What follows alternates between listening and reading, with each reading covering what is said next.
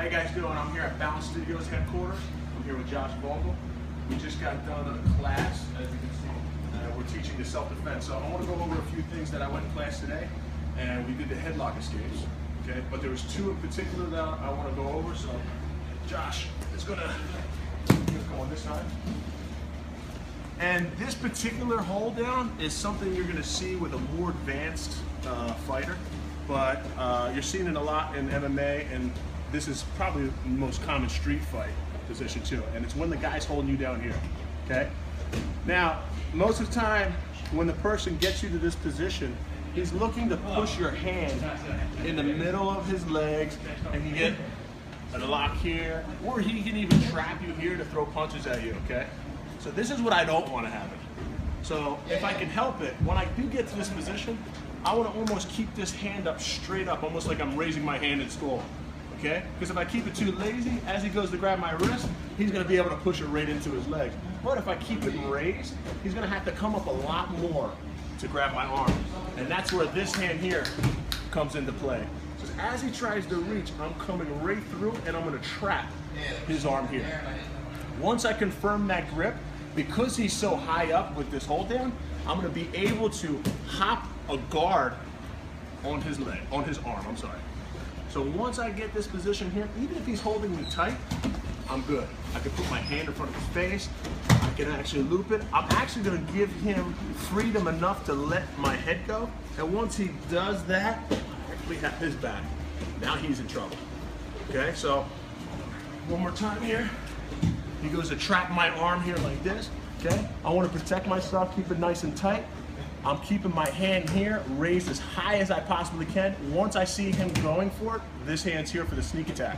So as I grab inside, I'm gonna hop my leg up to trap right away, okay? And immediately I come to here if it's in the street, okay? I'm gonna wiggle myself down any way I can, and I almost wanna make it easy for him to take this arm off my head to almost protect himself, because I'm here to grab this here.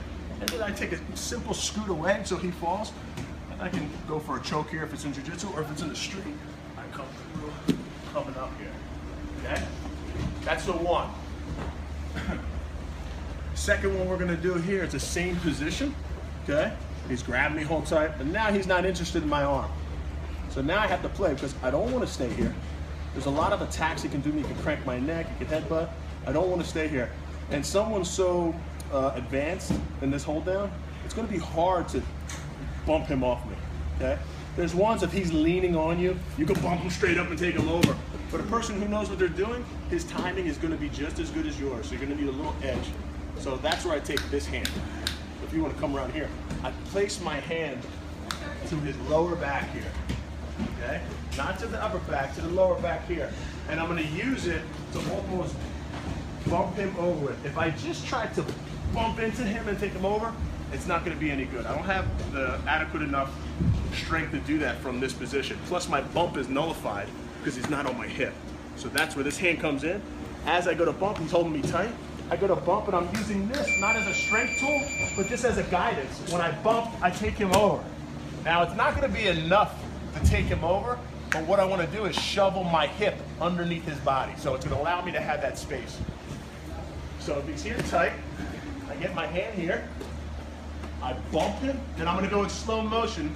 So as I bump, I start to walk my hip underneath him, because he's going to want to right away put his hips down, and as I do that, it's an easy turn. So my hips, when I get that initial bump and he goes, he's going to want to hold me down right away. I have to get my hip, walk my hips under his body before he can make that sit-through position. So one more time with that one. He goes to sit through. He's got me in his hold down here. I don't want to just muscle him and try to go. His timing's too good. My hand's going to go to the lower back. I want to bump him not towards his base leg, but over his shoulder here. So I go to bump him, and I just guide him here. Once I get this space here, my hip, I walk it underneath here. So before he can slide through, when I feel him settling his weight, I bump him over my shoulder. And I can do that. Okay, so the key points in this is timing and patience. Okay? Thank you very much. Hope you enjoyed the move.